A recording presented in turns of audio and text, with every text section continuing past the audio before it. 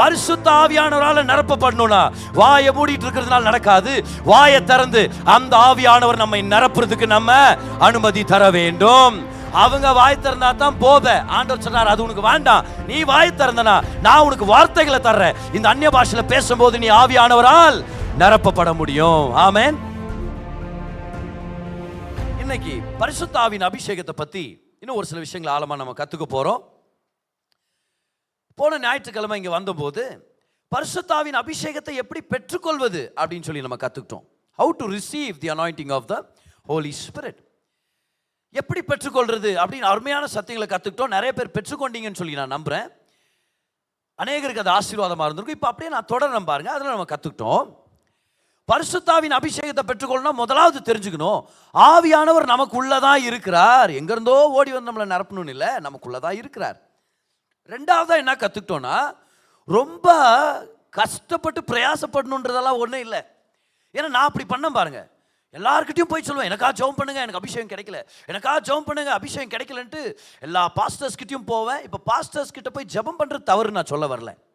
ஆனா அந்த ஆங்ஸைட்டி இருக்குது பாருங்க, அந்த ஸ்ட்ரெஸ், அதுதான் தப்புன்னு சொல்ல வரேன் நான். ஒரு அங்கலாய்ப்பு இருக்குது பாருங்க, யோ எனக்கு கிடைக்குமோ கிடைக்காதோன்ற ஒரு ப்ரெஷர், அதை தவிர்த்துணும்னு சொல்றேன் நான். அப்போ நான் அப்படி தான் சுற்றி திரிஞ்சேன். எனக்கு அபிஷேகம் கிடைக்காதா கிடைக்காதா கிடைக்காதா, எல்லா ஜபத்துலேயும் அழுகுறது தான், வரும்போது போகும்போதெல்லாம் அழுதுன்னு தான் இருக்கிறது. எனக்கு அபிஷேகம் கிடைக்க மாட்டேங்குது. நான் இப்படியெல்லாம் அழுதுனுக்கிற வரைக்கும் ஒரு அடையாளமும் என் வாழ்க்கையில் காணப்படவே இல்லை. அப்போ ரெண்டாவதாக கற்றுக்கிட்டோம், ரிலாக்ஸ் ஆகணும். அப்போ தான் அபிஷேகத்தை நம்ம பெற்றுக்கொள்ள முடியும். அவர் எல்லாவற்றையும் செய்து முடிச்சிட்டார், அவர் செய்ய போகிறாரு. நம்ம ஏன் ஓவராக கஷ்டப்படணும்? புரியுது இல்லையா? நம்ம ஏன் ஓவரா பிரயாசப்பட்டு கிடைக்குமோ கிடைக்காத, ஆண்டவரே கண்ணீர் போதுமா, நான் முட்டி போட்டது போதுமா, ஆண்டவரே அழுதது போதுமா? ஆண்டவர் சொல்றாரு, அதெல்லாம் ஒன்றும் தேவையே இல்லை. என் மகன் எல்லாத்தையும் சிலுவையில் செஞ்சு முடிச்சிட்டாரு. நீ விசுவாசத்தில் ஜெபிச்சாலே உனக்கு நான் கொடுத்துறேன். அதனால தான் மூணாவது பாயிண்ட் வரும், receive the anointing by faith. ஏன்னா அபிஷேகம் கிடைச்சிருச்சுன்னு சொல்லி உணர்ச்சி பூர்வமான அடையாளங்களை நம்ம தேடக்கூடாது. அதில் தான் ஏமாந்து போயிடுவோம். ஆண்டவர் அபிஷேகிச்சிட்டாரா பிரதர், அப்புறம் ஏன் பிரதர் நான் அப்படி நடுங்கி அப்படி உழுலையே, நான் அப்படியே சுருண்டுக்கு விழுந்துருவேன்னு நினச்சேன். நான் அப்படியே ஒரு நெருப்பு என் மேலே தெரியும் நான் நினச்சேன். நான் ஒரு காத்தடிக்கிற மாதிரியாவது இருக்கக்கூடாதா அப்படின்றாங்க. என்ன பிரதர் இந்த நேரத்தில் அதெல்லாம் ஒன்றும் எனக்கு தெரியலையே பிரதர்னா, கவலைப்படாதீங்க, விசுவாசத்தில் பெற்றுக்கொள்ளுங்க. உணர்ச்சி பூர்வமா இல்லை, விசுவாசத்தில். கர்த்தர் அபிஷேகத்தை கேட்டால் கொடுப்பேன்னு சொன்னார்ல, கேட்டிங்களா? கொடுத்துட்டார். இல்லை பிரதர் ஒன்றும் ஃபீலிங்கே வரலையே, வரவே தேவையில்லை, கொடுத்துட்டார்னு விசுவாசத்தில் பேச ஆரம்பிங்க. அதுதான் நாலாவது சத்தியம். Speak in tongues. நீங்க பேச ஆரம்பிங்க. திக்கிற மாதிரி இருக்கும், திணற மாதிரி இருக்கும், பாதி வார்த்தைகள் மாதிரி இருக்கும், broken words and broken sounds. இது என்ன பிரதர், இது என்னென்னவோ வார்த்தைகளை ஏன் நான் பேசணுமா இருக்குது? ஏன்னா இது ஆவியிலிருந்து வர்ற வார்த்தைகள், இது நம்ம அறிவிலிருந்து வர்ற வார்த்தைகள் இல்லை. அறிவிலிருந்து வார்த்தை வந்தால் நம்ம கற்றுக்கிட்ட மொழியிலிருந்து தான் வரும். கன்னடமோ இல்லை தமிழோ இங்கிலீஷோ, உங்களுக்கு எந்த பாஷை தெரியும் அதுலேருந்து வரும், அறிவிலிருந்து பேசினா. ஆனால் இது அறிவை மீறி ஆவியிலிருந்து பேசுகிறோம், அதனால தான் நம்மளுக்கு புரியுறதில்ல. ஆனால் இதை தான் மைண்டு ஒத்துக்காது. அந்நிய பாஷையில் பேச ஆரம்பிக்கிற காலத்தில் உங்கள் மைண்டு ஒத்துக்காது பாருங்க. உங்கள் மைண்டு ஒத்துக்காது, கொஞ்ச நாள் தான், அதுக்கப்புறம் நீங்கள் அது ஃப்ளோ ஆயிடுவீங்க, ஒரு ரெவலேஷனாக மாறிடும். அதுக்கப்புறம் அந்த சந்தேகத்துக்கெல்லாம் இடமே இல்லை. ஆனால் பேச ஆரம்பிக்கிற நாட்களில் நிறைய சந்தேகம் வரும் பாருங்க. நீங்கள் பேசுவீங்க, கொஞ்சம் திக்கி திணறுவீங்க, ஒரு வார்த்தை 2 வார்த்தை பேசிட்டு இருக்குன்னா உங்கள் மைண்டு ஒத்துக்காது. ஏன்னா மைண்டு வந்து புரிஞ்சுக்கிட்டா தான் ஒத்துக்கும். அப்போ நீங்கள் பேச ஆரம்பிக்கும் வந்து மைண்டு சொல்லுது, பேசாத, ஐயோ என்னென்னவோ பேசுறியே, கண்டபடி பேசுறியே, பைத்தக்காரன் நினச்சிட போகிறாங்க, உன்னை சைலண்ட் ஆயிரு, பேசாத பேசாத, ஓ கெட்ட வார்த்தை வந்துட போதியா அப்படின்னு நம்ம இந்த மைண்ட் இப்படி பேசினே இருக்கும் பாருங்க. நம்ம தடை பண்ணுறதும் நம்மளுடைய சாய்ஸ் தான். அதையும் மீறி விசுவாசத்தில் ஃப்ளோ ஆகுறது அதுவும் நம்மளுடைய தீர்மானம் தான். அப்போ மைண்டுக்கு புரியலன்றதுக்காக நீங்கள் பேசாமல் இருக்காதீங்க. இது மைண்டையும் மீறின ஒரு காரியம். அதை விட மேன்மையானது உங்கள் ஆவியிலிருந்து ஏசு கிறிஸ்துவின் சாயல்ல உண்டாக்கப்பட்ட உங்கள் ஆவியில் இருக்கிற பரிசுத்த ஆவியானவர் உங்களுக்கு வார்த்தைகளை கொடுக்குறார். அதனால மைண்டு நடுவில் வந்து நிப்பாட்டுறதுக்கு பெர்மிஷன் கொடுக்காதீங்க. நீங்கள் சொல்லுங்கள், நான் பேசுகிறேன், இதுக்கான விளைவுகளையும் இதுக்கான நல்ல ரிசல்ட்ஸை என் வாழ்க்கையில் நான் பார்க்க முடியும். அந்நிய பாஷைகளை பற்றி இன்னும் ஒரு சில விஷயங்கள் உங்களோட பேசணும்னு விருப்பப்படுறேன். டீட்டெயில்டு டீச்சிங் இந்த புதன்கிழமை நான் எடுக்கிறேன். அதனால தான் ரெஜிஸ்ட்ரேஷன் எதுவும் தேவைப்படலன்னு நான் சொல்லிட்டேன். ஏன்னா நிறைய பேர் நீங்கள் வந்து கலந்துக்கணும்னு சொல்லி நான் ரொம்ப விருப்பப்படுறேன். புதன்கிழமை சாயங்காலம் 6 மணிக்கு இந்த அந்நிய பாஷைகளை பற்றி ஒரு நல்ல டீச்சிங்குள்ளே நம்ம போகலாம். நிறையா Q&A செஷன்ஸ் இருக்கும், டவுட்ஸை நம்ம கிளாரிஃபை பண்ண முடியும். அதுக்கப்புறம் ஒவ்வொருத்தருக்கும் நம்ம ஒரு அட்டென்ஷன் தர முடியும் பாருங்கள். அவங்க அந்நிய பாஷையில் பேசுகிறதுக்கு நம்ம பரிசுத்த ஆவியான ஞானத்தின் மூலமாக அவங்களுக்கு வழி நடத்த முடியும். அதனால தான் அந்த கூட்டத்தை நம்ம ஏற்படுத்தி இருக்கிறோம். வாங்க அந்நிய பாஷையை பற்றி ஒரு சில விஷயங்களை கற்றுக்கலாமா? பாருங்க, முதலாவது இந்த விஷயத்தை ஞாபகம் வச்சுங்க. பரிசுத்தாவின் அபிஷேகமோ அந்நிய பாஷையில பேசுறதும் ஒன்னோட ஒன்று கலந்தது மாதிரியே தான் இருக்குது. அப்படின்னா அபிஷேகம் பெற்றுக்கொண்ட உடனேயே முதல் கிடைக்கிற அடையாளங்கள்ல ஒன்று அந்நிய பாஷையில பேசுறது. இப்போ அந்நிய பாஷையில பேசினாதான் அபிஷேகம் கிடைச்சிருச்சு அப்படின்னு நினைச்சிடாதீங்க. அந்நிய பாஷை பேசாம ஒரு சில பேர் இருக்கிறாங்க, ஆனால் அபிஷேகம் பல நாளாக அவங்களுக்குள்ளதான் இருக்குது, அவங்க தான் பேச ஆரம்பிக்கல. சரியா? ஆனா வேதத்துல பார்க்கிறோம், அநேக தடவை எங்கெல்லாம் தேவனுடைய ஜனங்கள் ஆவியினால் நிரப்பப்படுறாங்களோ அங்கெல்லாம் அவங்க வாழ்க்கையில காணப்படுகிற முதல் அடையாளம் என்னது? அந்நிய பாஷையில பேசுறது. பாருங்க, இந்த வசனத்துடைய ப்ரூஃப்ங்களா பாருங்க. Acts chapter 2 and verse number 4. அப்போஸ்தலர் 2:4 பாருங்க. அவர்கள் எல்லாரும் பரிசுத்த ஆவியினாலே நிரப்பப்பட்டு, இமீடியட்டா காணப்படுகிற அடையாளம் என்னது? ஆவியானவர் தங்களுக்கு தந்தருளின வரத்தின்படியே வெவ்வேறு பாஷைகளிலே பேச தொடங்கினார்கள். அவங்க தான் பேச தொடங்கினாங்க, அவர் வார்த்தை கொடுத்தார். ஆனா அபிஷேகம் உடனே அந்நிய பாஷையை கர்த்தர் வெளிப்படுத்துகிறார். So speaking in tongues is the initial sign of the Holy Spirit baptism. அது வெறும் அடையாளம் மட்டும் இல்லை, தொடர்ந்து பேசுங்க வாழ்க்கை முழுவதும். ஆனா அபிஷேகம் பெற்றுக்கொண்டதுக்கான முதல் அறிகுறி என்னன்னு பார்த்தீங்கன்னா அது அந்நிய பாஷையில பேசுகிறது. வாங்க, ஆக்ட்ஸ் சாப்டர் 10 verse number 44க்கு வாங்க. கொர்னேலியு அப்படின்ற ஒரு வீட்டில் பேதுரு பிரசங்கம் பண்ணிட்டு இருக்கிறார். இயேசு கிறிஸ்துவை பற்றி பிரசங்கம் பண்ணும்போதே அவங்க ரட்சிக்கப்படுறாங்க. அப்போ என்ன நடந்துச்சு பாருங்க. இந்த வார்த்தைகளை பேதுரு பேசிக்கொண்டிருக்கையில் வசனத்தை கேட்டவர்கள் யாவர் மேலும் பரிசுத்த ஆவியானவர் இறங்கினார். அப்ப ரட்சிக்கப்பட்டிருக்கிறாங்க. ஆவியானுடைய அபிஷேகத்தையும் அந்த இன்னொரு எக்ஸ்பீரியன்ஸையும் ஆண்டவர் அப்படியே கொடுக்கிறார் பார் தொடர்ச்சியா. அவர்கள் பல பாஷைகளை பேசுகிறதையும் தேவனை புகழுகிறதையும் அங்க இருக்கிற அத்தனை பேரும் கேட்டாங்க, பார்த்தாங்க. கவனிச்சிங்களா? ஆவியின் அபிஷேகம் வந்த உடனே ஆல்மோஸ்ட் முதல் அறிகுறியே அந்நிய பாஷையில பேசுறதா இருக்குது. ஆக்ட்ஸ் 19 verse number 6 பாருங்க. அப்போஸ்தலர் 19 அதோடைய 6வது வசனத்தை பாருங்க. ஒரு ஜனக்கூட்டம் இருக்குது, அவங்க ஆவியானவர்னா யாருன்னு கேள்விப்படாமலே இருக்கிறாங்க, ஆனா ரட்சிக்கப்பட்டிருக்கிறாங்க. அவங்களுக்கு யாரும் போதிக்கல. அப்புறம் பவுல் என்ன பண்றாரு? அல்லாமலும் பவுல் அவர்கள் மேல் கைகளை வைத்த போது பரிசுத்த ஆவி அவர்கள் மேல் வந்தார். ஒருத்தர் நம்ம மேல கை வச்சு நம்மளுக்கு கிடைக்கிற அபிஷேகம் இன்னர் அனாயிண்டிங் இல்ல, அவுட்டர் அனாயிண்டிங். இன்னர் அனாயிண்டிங்ன்றது இம்பார்ட் பண்ண முடியாது, அதை நம்ம பகிர்ந்துக்க முடியாது. ஆனா அவுட்டர் அனாயிண்டிங் இருக்குதுல்ல, ஹோலி ஸ்பிரிட் பேப்டிசம், இந்த அந்நிய பாஷை பேசுற அந்த ஆவியின் நிரப்புதல், அது போதகர்கள்ட்ட ஜெபம் பண்ணி நம்ம இம்பார்ட்டேஷன் பெற்றுக்கொள்ள முடியும், பாசிபிலிட்டி இருக்குது. அதை தான் பவுல் இங்க செய்கிறார். பவுல் அவர்கள் மேல் கைகளை வைத்த போது பரிசுத்த ஆவி அவர்கள் மேல் வந்தார். அப்பொழுது அவர்கள் அந்நிய பாஷைகளை பேசி தீர்க்க தரிசனம் சொன்னார்கள். அப்ப இங்க இருக்கிற அத்தனை பேர்ட்டையும் சொல்றேன், பரிசுத்த ஆவியின் அபிஷேகம் உங்களுக்கு கிடைச்சிருக்குதுன்னா கண்டிப்பா நீங்க அந்நிய பாஷைகளை பேச முடியும். அதுதான் நிறைய பேர் வாழ்க்கையில முதல் காணப்படுகிற ஒரு அறிகுறியா இருக்குது. இப்ப சில பேருக்கு இந்த கேள்வி இருக்குது, பதர் எல்லா பிலிவரும் பேச முடியுமா பதர் அந்நிய பாஷையில? எல்லாருக்குமே இது கொடுக்கப்படுதா? இந்த அந்நிய பாஷைகள் அப்படின்றது எல்லாருக்கும் கொடுக்கப்படுதா? வேதத்துல இருந்து நம்ம ஒரு சில ப்ரூஃப் நம்ம பார்க்கலாமா? வாங்க, mark chapter 16 verse number 17. Mark 16:17. Mark 16:17. விசுவாசிக்கிறவர்களால் நடக்கும் அடையாளங்கள் ஆவன. எத்தனை விசுவாசிகள் வந்திருக்கிறீங்க? கவனிங்க, உங்க எல்லாருக்கும் இது நடக்கும்ன்றார். என் நாமத்தினாலே பிசாசுகளை துரத்துவார்கள். ஹல்லேலூயா.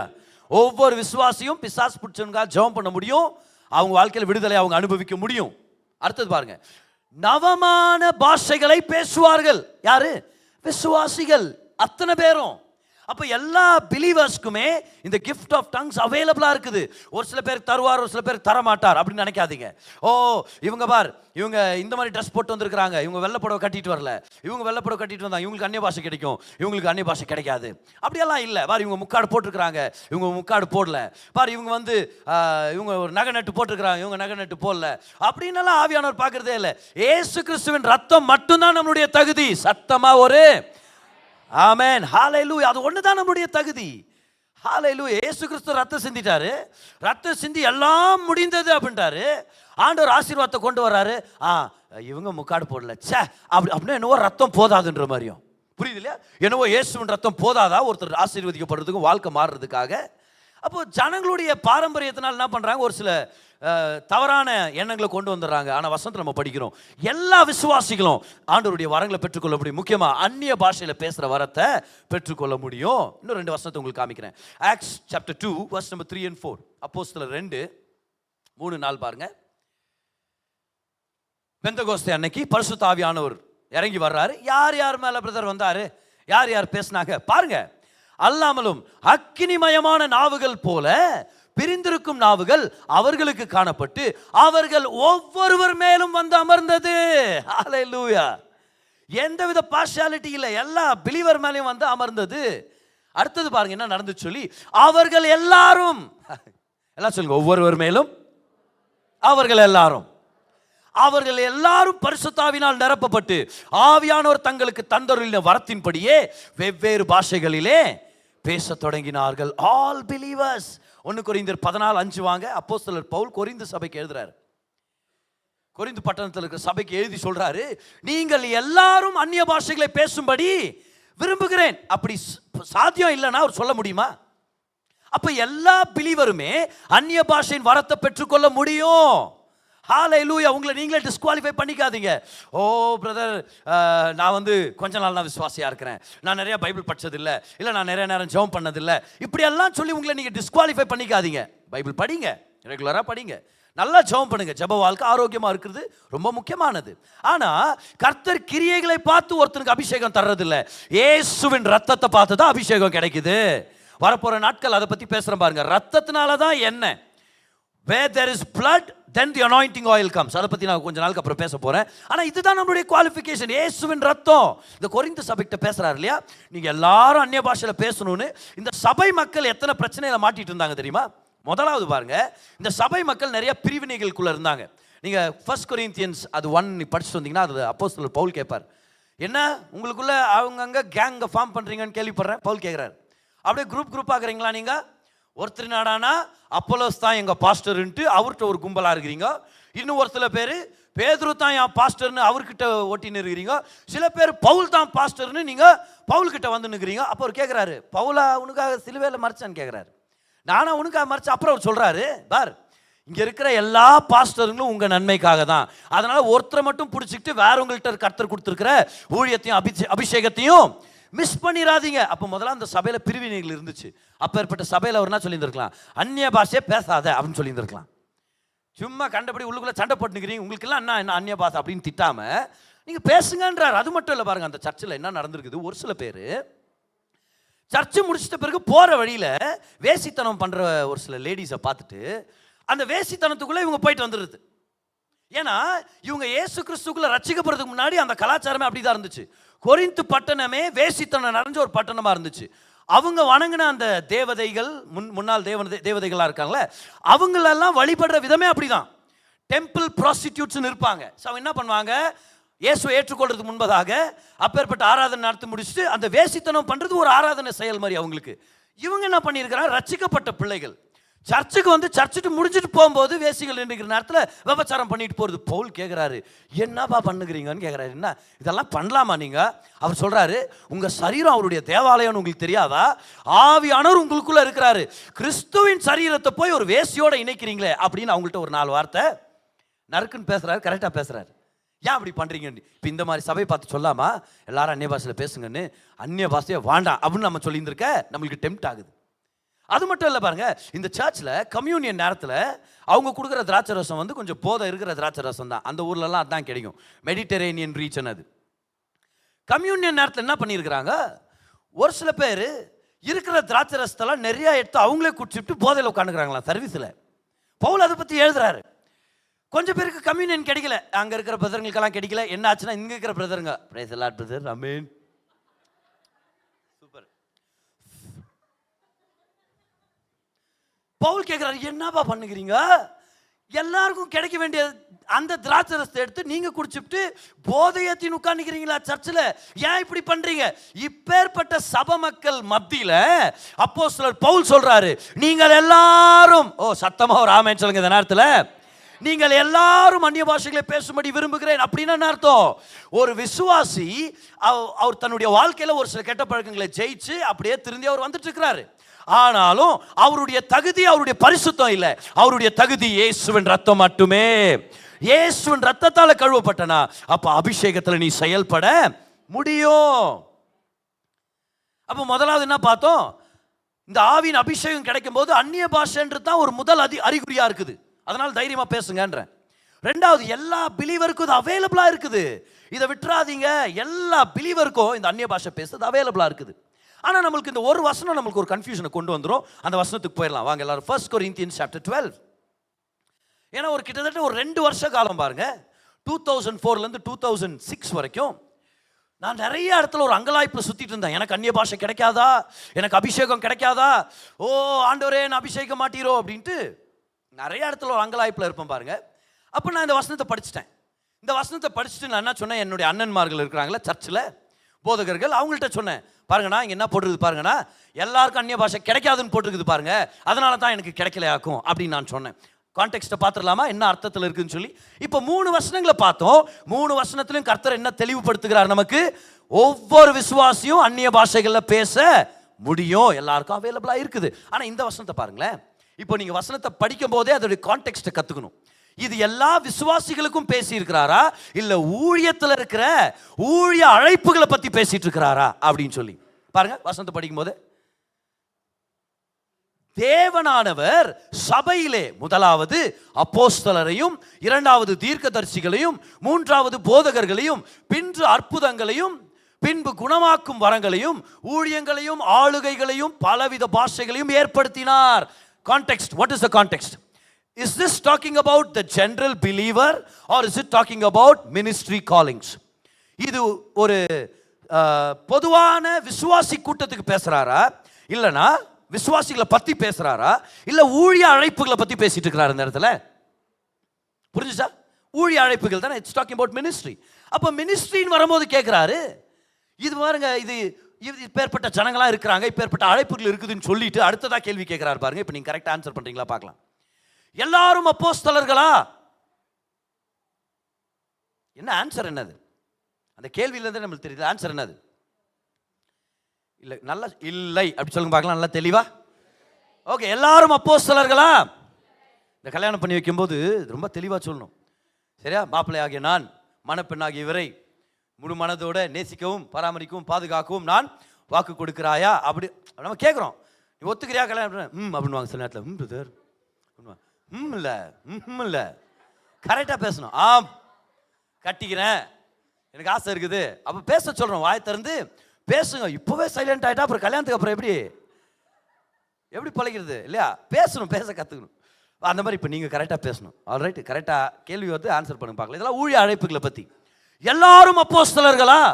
நம்ம எல்லாரும் பேர் வச்சுக்கலாமா? அப்போஸ்தலர் திஸ், அப்போஸ்தலர் தட்டுன்ட்டு இல்லை, அது ஒரு அழைப்பு. அடுத்தது, எல்லாரும் தீர்க்கதரிசிகளா? இல்லை, எல்லாராலையும் தீர்க்க தரிசனம் சொல்ல முடியுமா? முடியும். எல்லாருக்குள்ளும் ஆவியானவர் இருக்கிறாரா? இருக்கிறார். எல்லாருக்கும் கர்த்தருடைய வார்த்தையை கற்றுக்கிட்டு அவங்களுக்கு தேவைப்பட்ட வசனத்தை கொடுத்து போதிக்க முடியுமா? முடியும். See, the spirit of prophecy அப்படின்றது வேற, the word of prophecy அப்படின்றது நம்மளுக்கு கொடுக்கப்பட்டிருக்குது.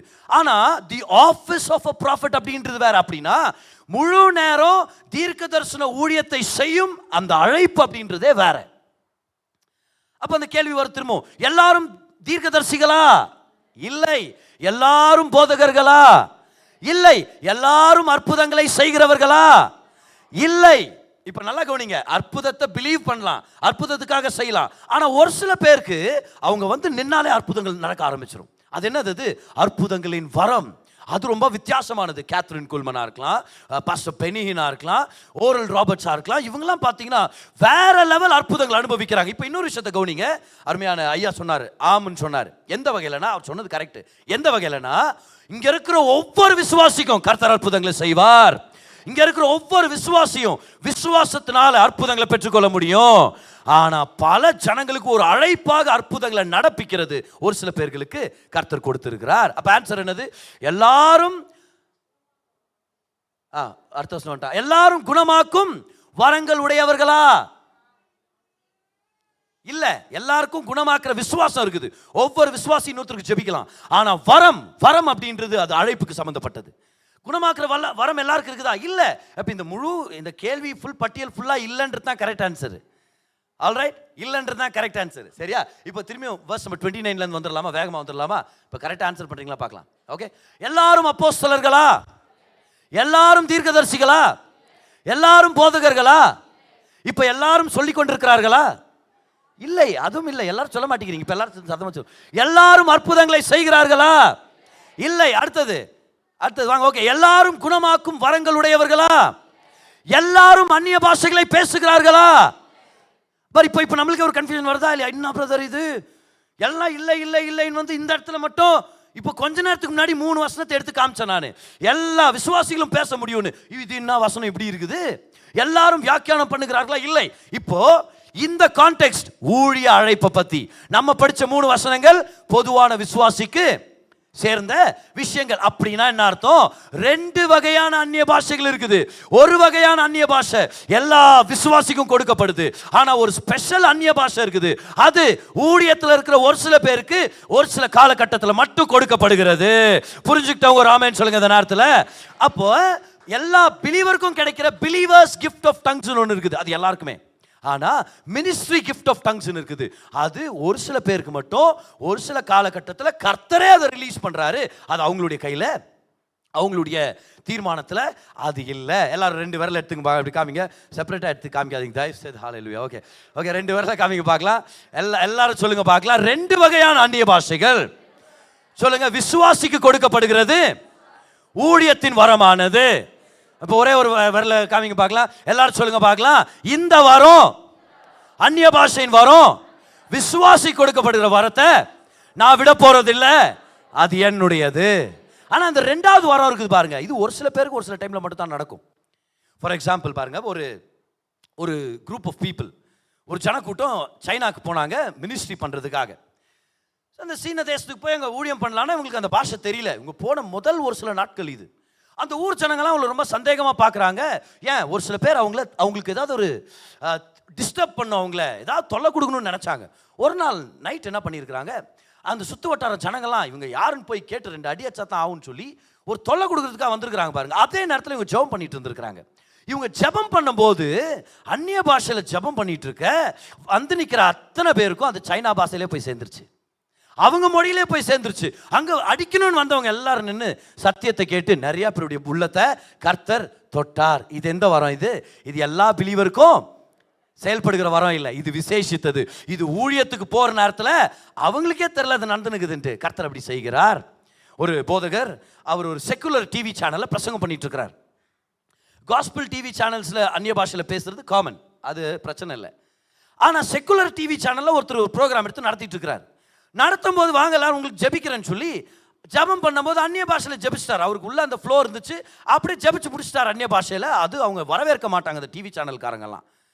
நீங்கள் என்னவோ சொல்கிறீங்க, நீங்கள் இதெல்லாம் பண்ணாதீங்கன்னு சொல்லியா, அதுக்கு தான் அந்த அல்லேலியாக்காரங்களுக்கு கூடக்கூடாது இப்படிலாம் பேசியிருப்பாங்களா இல்லை அவங்க அந்த நேரத்தில்? பெந்தகோஸ்காரங்களுக்கு பிரச்சனை தான் அப்படி. இவர் அந்நிய பாஷையில் பேசி முடிச்சிட்டார். லேட்டராக இவருடைய மினிஸ்ட்ரிக்கு ஒரு மெசேஜ் வந்திருக்கு பாருங்க, ஒரு ஃபீட்பேக் வந்திருக்கு, ஒரு டெஸ்ட் மணி வந்திருக்குது. அதில் அவங்க சொல்லியிருக்காங்க, ஒரு சகோதரி சொல்லியிருக்கிறாங்க, உங்கள் ப்ரோக்ராம் நான் பார்த்துட்டு இருந்தேன், நல்லா ஜபத்து வரைக்கும் இருந்தேன். அந்த ஜப நேரத்தில் சடார்னு நீங்கள் என்னுடைய நேட்டிவ் லாங்குவேஜான ஜெர்மன் பாஷையில் அவ்வளோ தெளிவாக என் சரீரத்தில் இருக்கிற பிரச்சனையை நீங்கள் சொன்னீங்க, அந்த நேரத்திலே நான் சுகமாயிட்டேன் அப்படின்னு டெஸ்ட் பண்ணி அனுப்புனாங்களாம். இது யார் உண்டு பண்ணுறது? கர்த்தர் தான் செய்ய முடியும். இதை கரெக்டா இல்லையா? அப்படியே நீங்கள் அந்நிய பாஷையில் பேசிட்டு அப்படியே கன்னடாவில் பேசுகிற மாதிரி பண்ணாதீங்கன்ற நான். இது வரும், இது கர்த்தர் பண்ணுவார். அந்நிய பாஷையில் பேசுகிற அப்படியே அங்கே ஒரு தெலுக்கார் இருக்கிற அப்படியே பேசுகிற பாரு, அந்நிய பாஷையில் பேசினா அப்படியே பேசுகிற பாரு, காபட்டி ஏன்னு தெளிச்சுன்னா அப்படியே கண்ட்ரோல் பண்ணல. அது இல்லை, அப்படி இல்லை, அவர் கொடுக்குறது. அதை ஒரு காட்டு மனுஷங்கள்கிட்ட ஒரு கும்பல் போய் ஊழியம் பண்ண போயிருக்காங்க, ஒரு சில மிஷினரிஸ் போயிருக்கிறாங்க. சரி, இவங்க போய் இந்த ஆப்பிரிக்கன் தேசத்து காடுகளுக்குள்ள இவங்க பிரவேசிச்சு ஊழியத்துக்காக போகிறாங்க. சடார்னு பார்த்தீங்கன்னா காட்டு மனுஷன் கும்பல் அவங்கள சரௌண்ட் பண்ணிடுச்சு. கையில் ஈட்டிங்லலாம் வச்சுக்கின்னு மூஞ்சில் பெயிண்டிங்கிட்டலாம் தடவிக்கின்னு அப்படியே காட்டு மனுஷன் ஜனம் அவங்கள சுற்றி நிற்குது. என்ன பண்ணுறதுன்னு தெரியல. ஆனால் கர்த்தர் ஏவுகிறார் பாருங்க. அங்கே வந்த மிஷினரி என்ன பண்ணியிருக்கிறார், சத்தமாக அந்நிய பாஷையில் ஜெபம் பண்ண ஆரம்பிச்சிருக்கிறார். ஏன்னா தமிழ்லாம் வராது அந்த நேரத்தில், கரெக்டாக இல்லையா? நம்ம சொந்த பாஷை வார்த்தை எல்லாம் நல்ல ஒரு சென்டென்ஸே ஃபார்ம் பண்ண முடியாது, கிராமரே வராது அந்த நேரத்தில். ஒருத்தர் ஈட்டியை தூக்கிட்டு இப்படி சாவடிக்க வர்ற நேரத்தில் எங்கன்னு தமிழ் வரும் நம்மளுக்கு? ஒன்னே ஒன்று தான், ஆவி வேலை செய்யும் இல்லையா? ஆவியான ஒரு வார்த்தை தருவார். அப்படியே சத்தமாக இவர் ஜெபிக்க ஆரம்பிச்சிருக்கிறார் பாருங்க. என்ன ஜெபிச்சாரோ மனசில், ஆனால் ஆவியானவர் அந்த வார்த்தையை காட்டு மனுஷ பாஷையா போய் அவருக்கு சேர சொல்லி அவன் ஈட்டியை கீழே போட்டானா, என்னடா நம்ம பாஷையை பேசுறானே அப்படின்னு சொல்லி. இது ஒரு வரவேற்பு. எல்லாரும் சொல்லுங்க பார்க்கலாம், 2 வகையான அந்நிய பாஷைகள் சொல்லுங்க. விசுவாசிக்கு ஏதுவானது அது எனக்கு கிடைக்கும். இப்ப 2வது என்னது? ஊழியத்தில் இருக்கிற ஒரு சில பேர் கிடைக்கும். அது நம்ம கண்ட்ரோல்ல இல்லை, நீங்க அதை பத்தி கவலைப்பட தேவையில்லை. நீங்க ஊழியத்துக்கு போகும்போது அந்த தேவை வரும்போது ஆவியானவர் உங்களுக்கு அதை வெளிப்படுத்துவார். அப்ப ஆவியானுடைய வல்லமை நமக்கு தேவைப்படுகிறது. we need the power of God. இந்த நாசமோசம் நிறைஞ்ச உலகத்துல கர்த்தருக்காக ஜீவிக்கும் போது இந்த வல்லமை நமக்கு வேணும். அந்நிய பாஷையின் வரம் நமக்கு வேணும். ஆவியானுடைய வரத்தினால பேசி பரிசுத்தாவின் வல்லமையால் நிரப்பப்பட்டாதான் நம்ம வெற்றிகரமா வாழ முடியும், நம்ம நல்லா வாழ முடியும், கர்த்தருக்காக நம்ம பெரிய காரியங்களை செய்ய முடியும். 100% இது. சில டைம் வர சேலஞ்சஸ் ரொம்ப வித்தியாசமா இருக்கும் பாருங்க. முக்கியமா ஊழியத்தின் பாதையில் நான் சொல்றேன், எத்தனை தீர்மானங்கள் எடுக்கணுமா இருக்கும். எத்தனை தடவை எங்களை இங்கே ப்ரேயர் நடத்தாதீங்கன்னு எங்களை விரட்டி இருக்கிறாங்க, எங்களுக்கு வார்னிங் கொடுத்துருக்குறாங்க. ஒரு இடத்துல என்னை கொலை பண்ணுறேன்னு சொல்லி வார்னிங் கொடுத்தாங்க. பல இடத்துல எங்களை ஒரு தடவை ஜெபம் நடத்திட்டு இருக்கும் போதே எங்கள் எல்லாரையும் வெளியே துரத்திட்டு ரூமை லாக் பண்ணிட்டு சாவி எடுத்துட்டு போயிட்டாங்க. அடுத்த வாரம் எங்கே நடத்துறதுன்னு தெரியல. எவ்வளோ சேலஞ்சஸை பார்க்கணுமா இருக்குது, வித்தியாசமான சேலஞ்சஸ். ஒரு இடத்துல ஒரு தடவை வனார்பேட்டுன்ற இடத்துல ஒருத்தருக்கு ஜெபம் பண்ண போகிறோம் பாருங்க. அவங்க ஏதோ கேள்விப்பட்டு இந்த பிரதரை கூப்பிடுங்க, அவர் ப்ரேயர் பண்ணால் கடவுளுடைய சக்தியால் அவங்க சுகமாவாங்கன்ட்டு நான் போகிறேன் ப்ரேயருக்கு. நானும் இன்னொரு பிரதர் போகிறோம். சாயந்தரம் ஒரு 4-4:30 மணிக்கு போகிறோம் பாருங்க. அப்படியே வீடை கண்டுபிடிச்சி போயிட்டோம். வீடை கண்டுபிடிச்சி உள்ளே போகிறோம். ஒருத்தருக்கு ரொம்ப உடம்பு சரியில்லை, ஒரு மிடில் ஏஜ் மேன். உள்ளே போகிறேன், அவர் சோஃபாவில் படுத்துருக்கிறார் பாருங்க. இப்போ என்ன சொல்கிறது, அவர் வெறும் உள்ளாடைகளில் மாற்றம் அணிந்து அவர் படுத்து கொண்டு இருக்கிறார் அப்பகுதியில். இப்போ நான் உள்ளே போகிறேன், உள்ளே போக முடியல, ஏன்னா வீடும் கசகசன்னு இருக்குது. அவர் அப்படி படுத்துன்னு இருக்கிறார். இப்போ நம்ம எப்படி ஜெபம் பண்ணுறது? நான் அப்படி நிற்கிறேன். நான் சொல்கிறேன், சிஸ்டர் என்ற பிரதர்ன்ற வேற ஒருத்தர் வராங்க. வந்த உடனே ஜெபம் பண்ணுறதுக்கு வந்திருக்கிறேன். யாருக்கு ஜெபம் பண்ணது? அவருக்கு தான்ப்பா, உடம்பு சரியில்லை. இப்போ அவரை எழுப்புங்கன்ற நம்ம சொல்கிற மாதிரி இல்லை அந்த நேரத்தில். அவங்களும் ஒரு பெருசாக வரவேற்று, வாங்க வாங்க பிரதர், தயவு செய்து ஜெபம் பண்ணுங்க பிரதர், கர்த்தரை நம்புற அப்படின்னு அவங்க ரெஸ்பாண்ட் பண்ணல. அவங்களே வேண்டாம் வெறுப்பா என்கிட்ட பேசுனுக்கிறாங்க.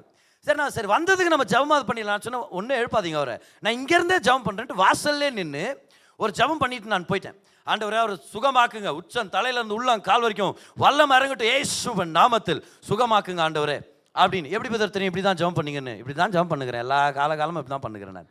சரி, அது தவிர நம்மளுக்கு வேறு என்ன தெரியும்? ஜெபம் பண்ணிட்டு நான் கிளம்பிட்டேன். அடுத்த வாரம் இன்னொரு வீட்டில் ஜெபம் வனார்பேட்டில். நாங்கள் போய் உட்கார்றேன். அந்த சிஸ்டர் கேட்குறாங்க, பிரதர் போன வாரம் அந்த சந்தில் ஒரு பிரதருக்கு நீங்கள் ப்ரேயர் பண்ண போனீங்களா? அந்த வீட்டுக்கு போனீங்களா நீங்கள்? ஆமாம் சிஸ்டர். ஏன் சிஸ்டர்? ஐயோ பிரதர், அந்த வீடு அவங்க சண்டை போடுறவங்க பிரதர். அந்த மாதிரி தான் போன மாதம் ஒரு பாஸ்டர் வந்து ஜெபம் பண்ணார், ஏன்டா சுகம் ஆகலன்னு பாஸ்டர் போட்டு அஷ்டாங்க பிரதர்ன்றாங்க. நீங்கள் போனீங்களான்ட்டு நான் நல்ல வேலை அந்த மாதிரி எதுவும் ஆகலை. ஆமாம் சிஸ்டர் நான் போனேன், அவங்க உங்களை தேடிந்தாங்க பிரதர்ன்றாங்க. அவங்க உங்களை தேடிந்தாங்க பிரதர். அந்த பிரதர் எங்கன்ட்டு நான், ஏன் சிஸ்டர்னா அவங்க சொல்கிறாங்க, எவ்வளோ நாள் ட்ரை பண்ணோம் டாக்டருங்கள்ட்டெல்லாம் போய் இது என்ன வியாதின்னு கண்டுபிடிக்க முடியாத மாதிரி ஆயிடுச்சு. அந்த பிரதர் வந்து சிம்பிளாக வெளியே நின்று ஜெபம் பண்ணிட்டு போனார். அவர் ஜெபம் பண்ணிட்டு போய் கொஞ்ச நேரத்திலே அவர் நல்லா சுகமாயிட்டாரு, நல்லா சாப்பிட்றாரு, நல்லா இருக்கிறாரு. சொல்லுங்க பார்க்கலாம், ஆவியானுடைய வல்லமை இல்லாமல் இதெல்லாம் சாத்தியமா? சாத்தியமே இல்லை. சத்தமா ராமன் சொல்லுங்க இந்த நேரத்தில். இந்த தீமைகள் நிறைஞ்ச உலகத்துல, பிசாசு இருக்கிற உலகத்துல தேவ ஆவியானுடைய வல்லமை இல்லாம நம்மளால வெற்றிகரமா வாழ முடியாது. அதுக்கான ரகசியத்தை தான் இன்னைக்கு நம்ம பார்த்துட்டு இருக்கிறோம். ஏதிங்க பார்க்கலாம், அந்நிய பாஷையில பேசுகிறதுனால தான் ஆவியினால நம்ம நிரப்பப்படுகிறோம். ஆமென். ஆவியினால நிரப்பப்படுகிறதுனால அந்நிய பாஷை பேசுறோம். அப்படியே அதை தொடரலாம் பாருங்க. அந்நிய பாஷை பேச பேச இன்னும் நிரப்புதல்களை நாம் அனுபவிக்க முடியும். The key to being filled with the Spirit is to speak in tongues. The key to being filled with the Spirit is to speak in tongues. ஆவியினால் நிரப்பப்படுவதற்கான திறவுகோல் அந்நிய பாஷைகளில் பேசுவதாகும். என்னையும் ஆவியானவர் நிரப்பணும் பிரதர். ஒரு தாயாக, ஒரு தகப்பனாக, ஒரு ப்ரொஃபஷனலா, என் வேலை இடத்துக்காக, என்னுடைய தொழிலுக்காக, என் பொருளாதாரத்துக்காக என்னையும் கர்த்தர் நிரப்பணும் அப்படின்னு சொல்றதா இருந்தா அந்நிய பாஷையில பேசுறத தவிர்க்காதீங்க, தடை செய்யாதீங்க. சர்ச்சில் வந்து 10 நிமிஷம் பேசிட்டு போயிடாதீங்க. 10 நிமிஷம் கூட எங்க பேசணும் சர்ச்சில்? நான் கொஞ்ச நேரம் கொடுக்குறேன், 2 நிமிஷம் பேசலாம் அப்படின்னு சொல்லி, அது மட்டும்தான் உங்களுடைய டைமா இருக்கக்கூடாது. ஒவ்வொரு நாளும் ஜெபம் பண்ணுங்க அந்நிய பாஷையில. முக்கியமா பெங்களூர்ல இருக்கிற நம்ம எல்லாருக்குமே அதிக டைமே எங்க கிடைக்குது நம்மளுக்கு? கம் ஆன், ஹalleluya. பாத்தீங்களா? எவ்வளோ அசால்ட்டாக ஆன்சர் பண்ண பாருங்க. அதனால தான் பாரு பெங்களூரில் இருக்கிற நம்ம எவ்வளோ தூரம்னா கிலோமீட்டர் கணக்கில் பேசுறது இல்லை, மணி கணக்கில் பேசுவோம். கரெக்டாக இல்லையா? இப்போ நீங்கள் எங்கே இருக்கிறீங்க, எவ்வளோ தூரம் அப்படின்னா, நான் ஜஸ்ட் 5 minutes இருக்கிறேன் அப்படின்றோம். நம்ம நான் 3/4 மணி நேரம் ஆகும். எங்கே போயிட்டு வர்றேன்? இல்லை 1/4 மணி நேரம் தான். ஏன்னா நம்ம எங்கே போனாலும் 1/2 மணி நேரம் ஆகுதுன்றது நம்ம மைண்டில் உட்காந்துச்சு. இப்போ 1/2 மணி நேரம்ன்றது நம்ம மைண்டில் இப்போ அப்படியே பதிஞ்சிச்சு பாருங்க. இப்போ என்ன பண்ணலாம் அந்த டிராஃபிக் நேரத்தை? என்ன பண்ணலாம்? இல்லை பதர், நான் போராடுறேன், நான் மனு எழுதி போடுறேன், நான் அவரை மீட் பண்ணுறேன். நீங்கள் யாரன்னா மீட் பண்ணிக்கோங்க. அதை மாற்ற முடியாது. ஆனால் நம்ம மனதை நம்ம நல்லா பயன்படுத்திக்கலாம். அந்த நேரத்தில் என்ன பண்ணலாம்னு சொல்லுங்கள்? இந்த டிராஃபிக் நேரத்தில் நல்லா அந்நிய பாஷைகளை பேசலாம். இல்லைனா எத்தனை எண்ணங்கள் வரும், எத்தனை பேர் திட்டணும்னு தோணும் தெரியுமா? சும்மா காரணமே இல்லாமல் பின்னாடில இந்த 6 நச்சுன்னு இருப்பாங்க, பார்த்துக்கிறீங்களா? அதுவும் நம்ம வாட்ட சாட்டமாக இருந்தாலும் திரும்பி முறைக்கலாம். ஆனால் என்ன மாதிரி இருக்கிறவங்க என்ன பண்ணுறது? ஒன்றும் மறைக்க முடியாது, ஸ்மைல் பண்ணும். பாஸ்டாக வேற போயிட்டோமா நம்ம பிலிவராக இருந்தால் என்ன பண்ணுறது? இதில் நேரத்தில் என்ன பண்ணுறது பாருங்க. சறுக்குன்னு இண்டிகேட்டர் போடாமல் லெஃப்டில் வர்றாங்க, ரைட்டில் போகிறாங்க. ஓ திட்டணும், ஆனால் நம்ம கெட்ட வார்த்தை பேசுறது இல்லை. ஏன்னா நம்ம தெய்வ பிள்ளைகள். என்ன பண்றது? ஒன்னே ஒன்றுதான். ஓ ரபலா ஷரபபா ரகபா தரலாந்தானா. ஆவியானவரே இந்த நேரத்தில் என்ன காப்பாத்துங்க, என்ன உங்க ஆவினால நிரப்புங்க, உங்க பிரசனத்தினால் நிரப்புங்க. அந்நிய பாஷையில் பேசுகிறதுனால ஆவியில் நம்ம நிரப்பப்படுகிறோம். வேதத்தின் வசனத்திலே எடுத்து படிக்கலாம் பாருங்க. எபேசியர் 5 அதிகாரம் 18 வசனம். எபேசியர் 5:18 பவுல் எழுதுறார். அவர் சொல்றாரு, துன்மார்க்கத்திற்கு ஏதுவான மதுபான வெறி கொள்ளாமல் ஆவினால் நிறைந்து. அப்ப ஆவினால் நிரப்பப்படுங்க. இது ஒரு கட்டளை. இது இம்பெரேட்டிவ் டென்ஸ்ல இருக்குது அப்படின்னு சொல்லுவோம். இம்பெரேட்டிவ்னா அர்த்தம் இது ஒரு கட்டளை. ஆவினால் நிரப்பி இருங்க, நீங்க ஆவினால் நிரப்பப்படுங்க அப்படின்றார். ஸோ இது ஒரு கட்டளை. கர்த்தர் நம்மளுக்கு ஒரு கட்டளை கொடுக்கிறார் பாருங்க. நீங்க மதுபான வெறி கொள்ளாமல் ஆவியினால் நிரப்பப்படுங்க அப்படின்னு இது ரெண்டு சம்பந்தப்படுத்துறார். ஒரு அருமையான தேவ மனுஷன் சொல்றாரு, ஆவியானவர் இல்லைன்னா மதுபான கடைக்கு தான் மனுஷன் போவான் அப்படின்றார் அவர். ஆவியானவரால் நிரப்பப்பட்டவன் மதுபானத்துக்கு அடிமையா இருக்க மாட்டான் அப்படின்றார். அது ஒரு பெரிய கனெக்ஷன் இருக்குது அப்படின்றார் அவர். எப்படி நிரப்பப்படுறதுன்னு அவரே சொல்லி கொடுக்குறாரு பாருங்க. படிங்க, எல்லாரும் சத்தமா படிங்க பார்க்கலாம். எந்த பாஷையிலாவது படிங்க, சத்தமா படிங்க. துன்மார்க்கத்துக்கு ஏதுவான மதுபான வெறி கொள்ளாமல் ஆவியினால் நிறைந்து. எப்படி பதர் நிரம்பி இருக்கிறது? அடுத்த வசனத்தை பாருங்க. எப்படி நிரம்புறது ஆவியினால?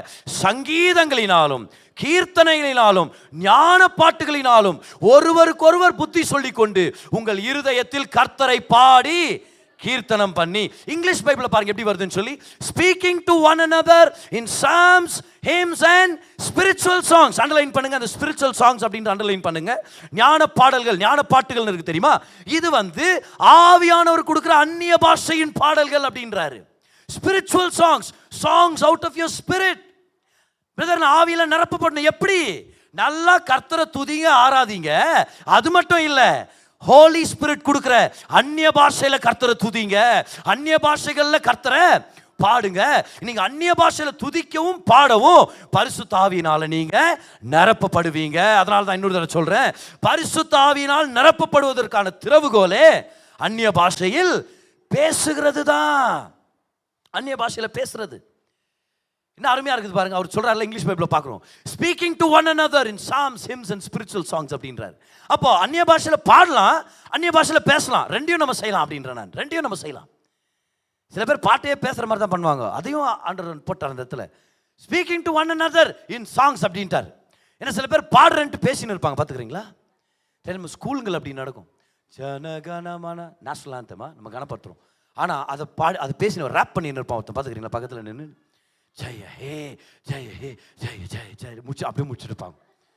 பாடுறது சபையிலையும் யாராவது ஒருத்தர் அப்படி இருக்க வாய்ப்பு இருக்குது.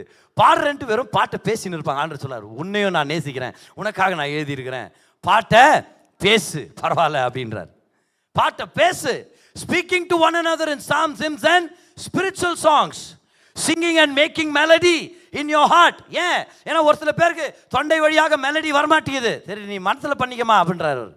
நீ மனசுல பாடிக்க, நீ அழகா வெளியே அழகா குரல் வரலாம், ஒன்றும் பிரச்சனை இல்லை. ஆனால் மனதளவில் கர்த்தரை துதிச்சு ஆராதிச்சு அந்நிய பாஷையில் பேசும்போது நீ ஆவியானவரால் நிரப்பப்பட முடியும். வாங்க திரும்பி அந்த வசனத்துக்கு வாங்க, 18ஆம் வசனத்துக்கு வாங்க.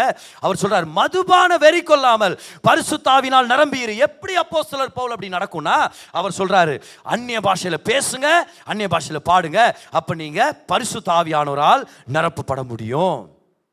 இப்போ இந்த வசனத்துல இவர் ஏன் மதுபானத்தை குடிக்கிறதுக்கும் அந்நிய பாஷையில் பேசுறதுக்கும் ஒரு சம்மந்தப்படுத்துறாரு? இப்போ நம்ம அப்படி சம்மந்தப்படுத்தி பேசுவோமா? அப்படி கம்பேர் பண்ணி பேச மாட்டோம். நம்ம மதுபானம்ன்றது ஒரு தவறானது, ஒரு தீமையானது. அவரே சொல்லிட்டார், துன்மார்க்கத்துக்கு ஏதுவானது. தண்ணி அடிச்சவன் நல்லது செஞ்சு உலகத்தை காப்பாற்றுவேன் அப்படின்ற மாதிரி ஸ்டோரிஸ் இல்லாமல் நமக்கு தெரியும் என்ன நடக்கும்னு சொல்லி. அவங்க சரீரத்தையும் பாதிக்குது, குடும்பத்தையும் பாதிக்குது, வேலையை பாதிக்குது. அந்த மனுஷனை யாரும் நம்ப மாட்டாங்க, மதிக்க மாட்டாங்க. அப்படி போயிருந்தது. அப்போ அவர் சொல்கிறார், நான் அதெல்லாம் செய்யாத, ஆனால் நீ ஆவினால் நிறைந்துரு அப்படின்றாரு. ஆனால் இது ரெண்டுக்கும் ஏன் சம்மந்தப்படுத்தி பேசுகிறாருன்னா நீங்கள் ஆச்சரியப்படுவீங்க பாருங்க. மதுபானம் குடிச்சு வெறி கொள்றதுக்கும் பரிசுத்த ஆவியின் அபிஷேகத்தில் அந்நிய பாஷையை பேசி நிரம்புறதுக்கும் ஒரு சம்பந்தம் இருக்குது, ஒரு கம்பேரிசன் இருக்குது. அதை தான் உங்களுக்கு ஒரு 4 கம்பேரிசன் நான் உங்களுக்கு காமிக்கிறேன். ஏன்னா அப்போஸ்தலர் பவுல் இந்த வசனத்தை சொன்னதுனால. Do not be drunk with wine, but instead be filled with the Spirit. All right? Okay. முதல் கம்பேரிசன் இது என்ன தெரியுமா? கவனிங்க. ஒரு மனுஷன் மதுபானத்தை குடிச்சு வெறி கொள்ளணும்னா எப்படி நடக்குது? அது தானா நடக்கிறது இல்லை, ஆட்டோமேட்டிக்காக நடக்கிறது இல்லை. அவர் போய் முதல்ல பாட்டில் எங்கே விற்கிறாங்களோ அங்கே போகணும். அங்கே போய் நிற்கிறதுனால அது நடக்கிறது இல்லை. அந்த பாட்டில் அவங்க வாங்குறதுனால அது நடக்கிறது இல்லை. வாங்கி வீட்டுக்கு எத்தனை வராங்கன்னு வச்சுங்களேன், எத்தனை வந்தாலும் அது நடக்காது. ஆனால் பாட்டில் மூடியை ஓப்பன் பண்ணி வாயை திறந்து அதுக்கப்புறம் அதை உள்ள நிரப்பும் போது தான் அவன் வெறி கொண்டு போகிறான் அந்த மனுஷன். அந்த மதுபானம் போதையை அவனுக்கு கொண்டு வருது. அவர் சொல்றாரு, இது ரெண்டுக்கும் சம்பந்தம் இருக்குதுன்னா ஒரு கம்பேரிசன் பண்ண முடியும்னா இப்படி சொல்லாமா? நல்லா கவனிங்க. எப்படி ஒரு மனுஷன் மதுபானத்தினால போதை ஏத்திக்கிறது சும்மா ஆட்டோமேட்டிக்கா நடக்காது, வாயை திறந்தாதான் நடக்குமோ, அதே போல பரிசுத்த ஆவியானவரால் நிரப்பப்படணும்னா வாயை மூடிட்டு இருக்கிறதுனால நடக்காது. வாயை திறந்து அந்த ஆவியானவர் நம்மை நிரப்புறதுக்கு நம்ம அனுமதி தர வேண்டும். அவங்க வாய் திறந்தா தான் போதை. ஆண்டவர் சொல்றார், அது உனக்கு வேண்டாம். நீ வாய் திறந்தனா நான் உனக்கு வார்த்தைகளை தர்றேன். இந்த அந்நிய பாஷையில பேசும்போது நீ ஆவியானவரால் நிரப்பப்பட முடியும். ஆமென். பக்கத்தில் உங்களை பார்த்து சொல்லுங்க பார்க்கலாம். வாயை மூடிட்டு இருந்தீங்கன்னா நல்லா ஸ்மைல் பண்ண சொல்லுங்க, திட்டுறீங்க நினைச்சிட போறாங்க. வாயை மூடி இருந்தீங்கன்னா அபிஷேகத்தினால் நிரப்பப்பட முடியாது. ஒரு மனுஷன் சாராய கடைக்கு போய் வாயை திறந்தாதான் அவனால் நிரப்பப்பட முடியும்னா அவர் சொல்றார், அப்பேற்பட்ட வெறி நீ கொள்ளாத. ஆனா ஆவினால் நிரப்பப்படுறதுக்கும் ஒரு லெசன் இருக்குது. என்னன்னு? வாயை திறந்து அந்நிய பாஷைகளை பேசுறதுனால தான் நம்ம நிரப்பப்பட முடியும். ரெண்டாவது பாருங்க. இந்த மதுபானம் குடிக்கிறவங்க அதுல இருந்து போதை ஏறிட்டா கொஞ்சம் சத்தமா மாறிடுறாங்க, கொஞ்சம் தைரியமா மாறிடுறாங்க. இது குடிச்சு போதை ஏறதுக்கு முன்னாடி சத்தம் கம்மியா இருக்கும், குவைட்டா ஒரு வாரத்தில் உட்காந்து இருக்கிற மாதிரியே இருப்பாங்க. நிறைய தடவை நான் பார்த்துக்கிறேன் ஒரு சில பேர் வச்சுங்களேன். ஆனா கொஞ்சம் அந்த போதை ஏறிட்ட உடனே சத்தமா பேசுறது என்ன, இறங்கி டான்ஸ் ஆடுறது என்ன, காமெடி பண்றது என்ன, ஒரு தைரியம். சில பேர் இப்படி பேசுறது கூட நம்ம பார்த்துருக்குறோம் பாருங்க. இப்போதைக்கு அவன்கிட்ட பேச எனக்கு தைரியம் இல்லை, இல்லா 2 கோட்டை ஏற்றிட்டு வரேன் நான் அப்படின்ட்டு போவாங்க. இப்போ நான் என்ன சொல்ல வரேன்னா, அப்படி வெறி கொள்ளாதீங்க அப்படின்ட்டார் அவர். சரி, இது கூட பாருங்க, தண்ணி தான் இது. சரி, நல்லா ஞாபகம் வச்சுங்க. இது தண்ணி. இதுக்கு எந்த மோமெண்ட் எத்தனை வராங்க பாரு நம்ம தம்பிமார்கள், தண்ணி தான் இது. அப்போ மதுபானம் வெறி கொள்ளுகிறவர்கள், பாயிண்ட் மறந்துட போற இருங்க, அதை குடிச்சிட்ட பிறகு தைரியம் ஜாஸ்தி ஆகுது, சத்தம் ஜாஸ்தி ஆகுது. அது வேண்டான்றார் பவுல். நீ ஆவியானவரால் நிரப்பப்பட்டா கர்த்தருக்காகவும் சத்தம் அதிகமாகும், அவருக்காக செய்ய வேண்டிய துணிச்சலின் தைரியமும் அதிகமாகும். எத்தனை பேர் அதை பெற்றுக்கொள்றீங்க இந்த நேரத்தில்? எத்தனை பேர் அதை பார்த்துருக்கிறீங்க உங்க வாழ்க்கையில? ஆவியானவரால் நிரப்பப்பட்ட பிறகு எங்க இருந்து வந்துச்சு தைரியம்? சாட்சி கொடுக்கிறதுக்கு, ஊழியம் செய்யறதுக்கு, இன்ஸ்ட்ருமெண்ட் வாசிக்கிறதுக்கு, கர்த்தருக்காக ஊழியம் செய்யறதுக்கு பரிசுத்த ஆவியினால் நிரப்பப்படுகிறது. நம்மளை கொஞ்சம் சத்தம் போட வைக்கும், அதே மாதிரி நமக்கு ஒரு தைரியத்தை கொண்டு வரும். மூணாவதா ஒரு கம்பேரிசன் பார்க்கலாம் பாருங்க. சாராயத்தை குடிச்சு அந்த மதுபானத்தை அவங்க அருந்தி அதனால நிரப்பப்பட்டு போதை ஏத்திட்ட பிறகு பார்த்தீங்கன்னா அந்த போதை தான் அவங்களை வழி நடத்தும். இவ்வளவு நாள் ஸ்டடியா நடந்தவங்க இப்ப தள்ளாடுறாங்க, போதையின் பாதையில் அப்படியே போற மாதிரி இருக்கும் பாருங்க. எதால நிரப்பப்பட்டிருக்கிறாங்களோ அதால தான் அவங்க வழி நடத்தப்படுகிறார்கள். பவுல் சொல்றாரு, அது வேண்டாம், நான் உனக்கு வேற வழியை காமிக்கிறேன். நீ பரிசுத்த ஆவியானவரால் நிரப்பப்பட்டனா அப்ப பரிசுத்த ஆவியானவரால தான் வழி நடத்தப்படுவ. ஹல்லேலூயா. அதுதான் மூணாவது கம்பேரிசன். எத்தனை பேரு பரிசுத்த ஆவியானவரால வழி நடத்தப்படணும்னு ஆசைப்படுறீங்க? கைவர்த்தி காமிங்க இந்த நேரத்தில். இதான் ரகசியம். அவரால் நிரப்பப்படாம எப்படி அவருடைய வழி நடத்துதலை நம்ம கண்டறிய முடியும்? If you want the leading of the Holy Spirit, then you have to allow yourself to be filled by the Holy Spirit. இந்த பாயிண்ட் எழுதிங்க பார்க்கலாம். ஒரு போனஸ் பாயிண்ட் உங்களுக்கு கொடுக்குறேன். What you are filled by is what you will be, what you are filled with is what you will be led by. நீங்கள் எதனால் நிரப்பப்படுகிறீர்களோ அதுவே உங்களை வழி நடத்தும். மதுபானத்தினால் நிரப்பப்பட்டவர்கள் மதுபானத்தினாலே வழி நடத்தப்படுறாங்க. அவங்களுக்கு தோன்றதெல்லாம் செஞ்சுட்டு போறாங்க. பவுல் சொல்றாரு, அப்படி வேண்டாம், அது துன்மார்க்கத்துக்கு ஏதுவானதா இருக்குது. நான் உனக்கு வேற ஒன்று சொல்லி கொடுக்குறேன். அதால நிரப்பப்படாம இவரால நிரப்பப்படு. இந்த அபிஷேகம் உன்னை நிரப்பட்டும். நிரம்புனா அவர் உன்னை வழி நடத்துகிறத நீ உணர்வ. எஸ். 4வது கம்பேரிசன் பாருங்க. மதுபானம் குடிக்கிறவங்க இன்னும் வேணும்ன்றாங்க, இன்னும் வேணும். நம்ம ஒரு சில காமெடிஸில் பார்த்துருக்கலாம், டிபிக்ஷன்ஸில், ட்ராமாஸில் பார்த்துருக்கலாம். ஆனால் இதை கொண்டு வராங்களே, இன்னும் கொஞ்சம் ஊற்று, எனக்கு இன்னும் வேணும், இன்னும் கொஞ்சம் எத்தனுவா, இப்படின்ற வார்த்தைகள் தான் அதிகமாக பிரபலமாக இருக்கும். அதே போல் கர்த்தர் சொல்கிறாரு பாருங்க, அந்த வெறி கொள்ளாத, அது உனக்கு வேண்டாம், நான் உனக்கு ஆவியானவரால் நிரப்புறன்ற போது ஆண்டவர் சொல்றாரு, எப்படி மதுபானம் குடிக்கிறவன் எனக்கு இன்னும் வேணும் இன்னும் வேணும்னு சொல்றாங்களோ, அவர் சொல்றாரு, நீ ஆவியானவரால் நிரப்பப்பட்டனா அவருடைய வல்லமையும் ஞானமும் ஜீவனும் இன்னும் வேணும் இன்னும் வேணும்னு அவர் மேல உனக்கு வாஞ்சை அதிகமாகும், அவர் மேல உனக்கு தாகம் அதிகமாகும். எல்லாரும் சொல்லுங்க பார்க்கலாம், மதுபான வெறி கொள்ளாமல் நான் பரிசுத்த ஆவியினால் நிரப்பப்பட்டிருப்பேன். 2 கை உயர்த்துங்க. இந்த நேரத்தில் 2 கை உயர்த்தி சொல்லுங்க பார்க்கலாம், நான் பரிசுத்த ஆவியினால் நிரப்பப்பட்டிருப்பேன், நான் பரிசுத்த ஆவியினால் நிரப்பப்பட்டிருப்பேன். இன்னைக்கு ஒருவேளை ஏதோ ஒரு சகோதரன், ஏதோ ஒரு சகோதரி இன்னைக்கு நீங்க இந்த மதுபானத்துக்கு அடிமையாக, ஏதோ ஒரு கெட்ட பழக்கத்துக்கு அடிமையாக வந்திருக்கிறீங்களா? let the holy spirit fill you. பரிசுத்த ஆவியானவரை நிரப்புவாராக. அவர் நிரப்புனார்னா எல்லா விதமான சூழ்நிலைகளை அவர் மாற்றுவார். உங்க குணாதிசயத்தில் ஒரு பலத்தை கொடுப்பார் கர்த்தருக்காக வாழும்படி. ஹல்லேலூயா, ஆமென். இப்ப பரிசுத்த ஆவியால் நிரப்பப்படுறது எப்படி? அந்நிய பாஷைகள் பேசுறது மூலமாக. பரிசுத்த ஆவியானவரால் நிரப்பப்பட்ட என்னென்ன நடக்கும்? நான் வேகமாக ஒரு சில விஷயங்களை சொல்றேன். ஆக்ட்ஸ் 4:31, அப்போஸ்தலர் 4:31 படிக்கிறோம், போல்ட்னஸ் கிடைக்குது, ஒரு தைரியம் கிடைக்குது. ஆக்ட்ஸ் 4:33 பார்க்கிறோம், மாபெரும் சக்தி கிடைக்குது, great power came upon them. Acts 13:9 பார்க்கிறோம், ஆவியானவரால் நிரப்பப்பட்டவன் அதிகாரத்தில் செயல்படுகிறான், அத்தாரிட்டி. ஆக்ட்ஸ் 13:52 பார்க்கிறோம், பரிசுத்த ஆவியினால் நிரப்பப்பட்டு சந்தோஷத்தினால் நிறைந்தார்கள் படிக்கிறோம் நம்ம. they were filled with joy and the holy spirit. எத்தனை பேர் பரிசுத்த ஆவியால் நிரப்பப்பட்டிருக்கிறீங்க? உங்க முகத்தை பார்த்துங்கறேன், சந்தோஷம் இருக்குதா இல்லையா அப்படின்னு சொல்லி. உண்மையான அபிஷேகம் சந்தோஷத்தை கொண்டு வரும்.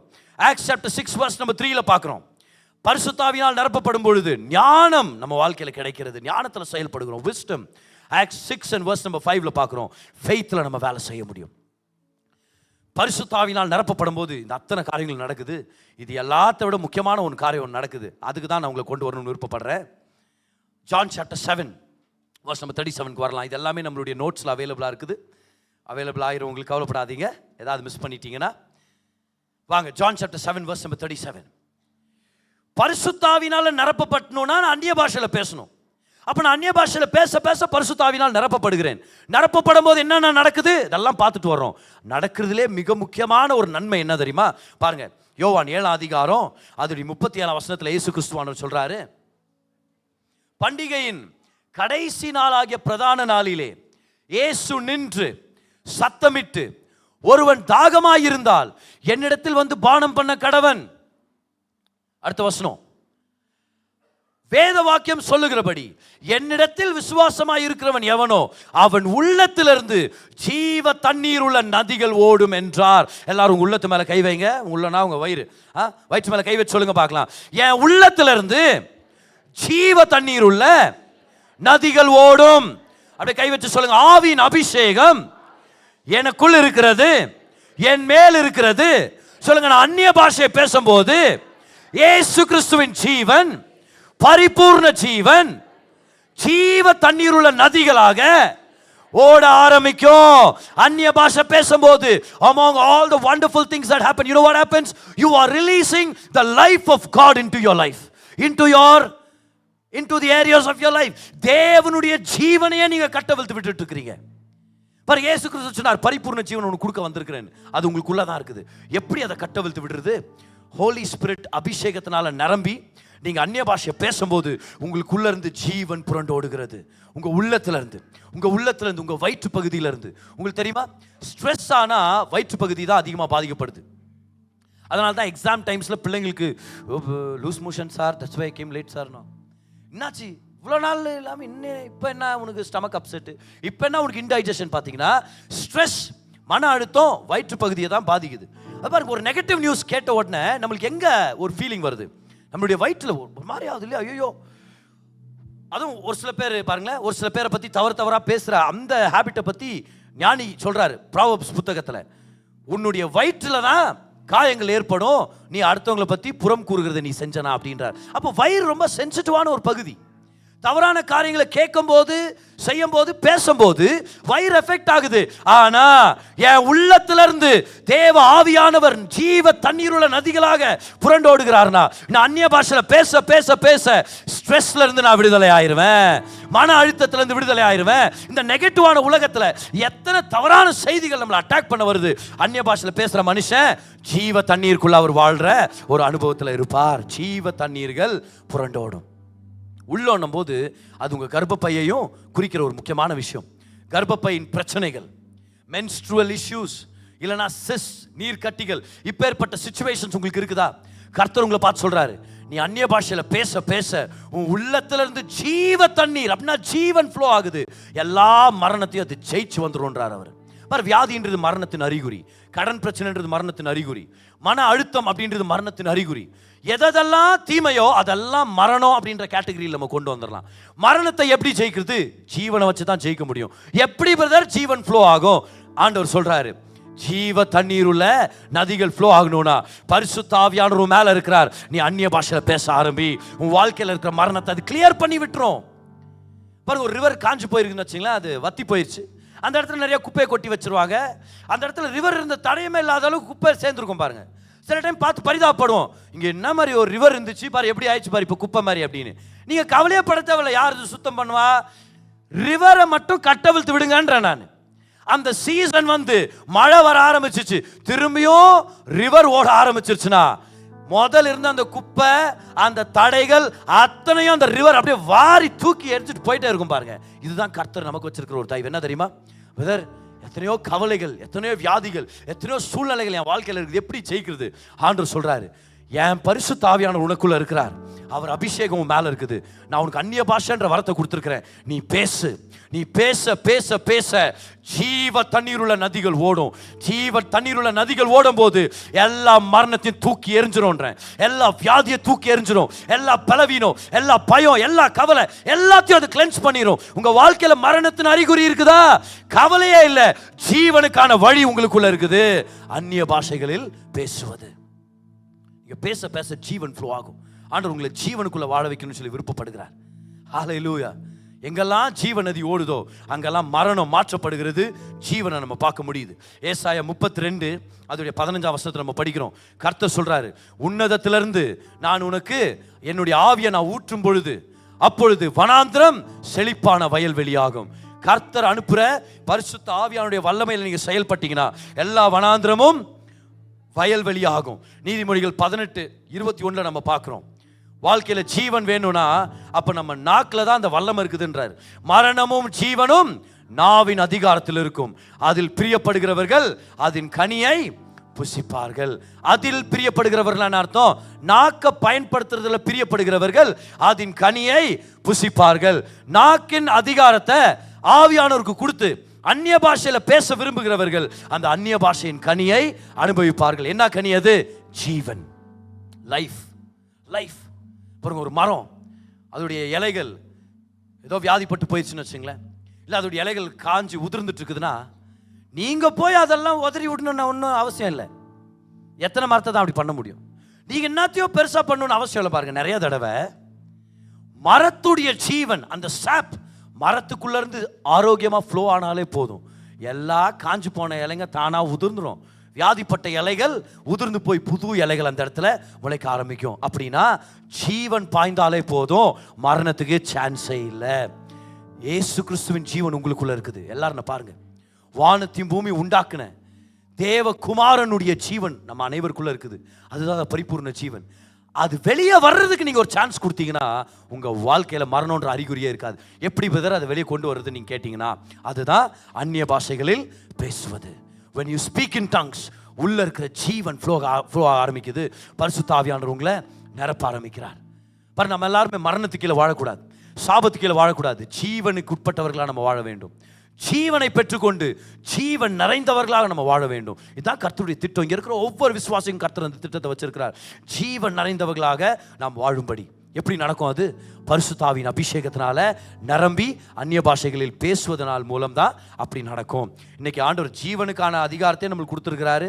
நம்ம அதை பயன்படுத்தாமல் உட்காந்துட்டு மரணம் ஜெயிச்சிருச்சுன்னு சொல்லக்கூடாது, வியாதி ஜெயிக்கக்கூடாது, மன அழுத்தம் ஜெயிக்கக்கூடாது, டிப்ரெஷன் நம்மளை அடிமைப்படுத்திடக்கூடாது. இந்த ஜீவன் ஃப்ளோ ஆகட்டும். அந்நிய பாஷையில் பேசுங்க, அந்நிய பாஷையில் பேசுங்க. மாபெரும் காரியங்களை கர்த்தர் உங்க மூலமா செய்வார், உங்க வாழ்க்கையில் செய்வார். டாக்டர் ஜான் ஜி லேக், அவரை பற்றி நீங்க கேள்விப்பட்டிருக்க வாய்ப்பு இருக்குது. ஜான் ஜி லேக் அப்படின்றவர் சொல்றாரு, அந்நிய பாஷையில பேசுறது தான் என் ஊழியத்தின் காரணமே அப்படின்றார்.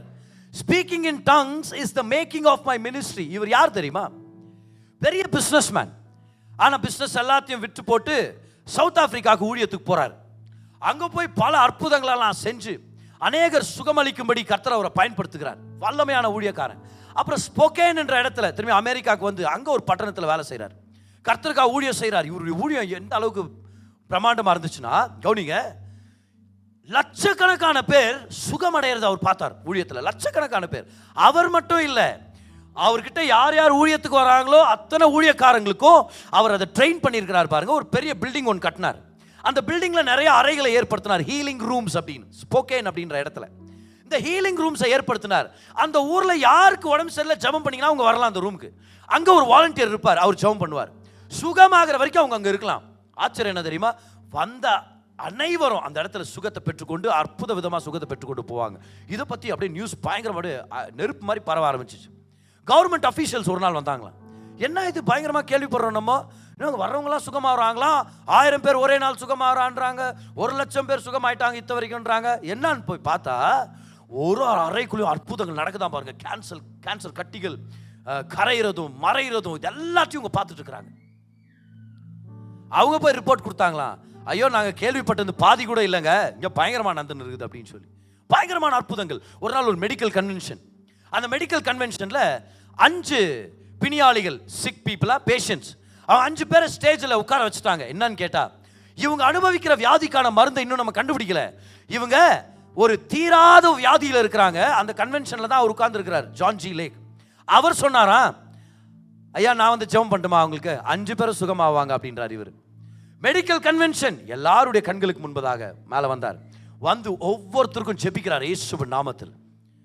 4 பேர் இன்ஸ்டன்டா சுகமாகறாங்க, 5வது நபர் கொஞ்சம் நாட்கள் எடுத்து சுகமாகிறார். ஆனால் 5 பேருமே கம்ப்ளீட்டா சுகமாயிட்டாங்க. ஆச்சரிய விதமா எல்லாரும் யோசிக்கிறாங்க, எப்படி இது சாத்தியம், எப்படி இது சாத்தியம்? ஜான் ஜி லேக் சொல்றாரு, அந்நிய பாஷையில பேசுறது தான் என் ஊழியத்துக்கு காரணமே அப்படின்றாரு. நான் நிறைய அந்நிய பாஷையில பேசுறேன் அப்படின்றாரு.